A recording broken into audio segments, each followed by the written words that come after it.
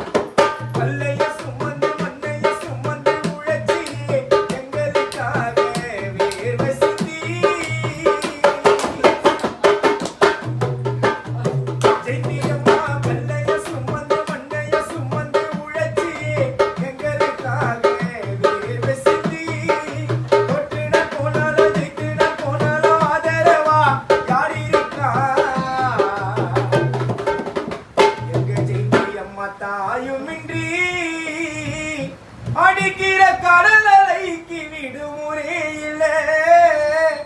அது போல ஜெயந்தி அம்மா தாயோட அன்புக்கு இல்லடா இல்லை.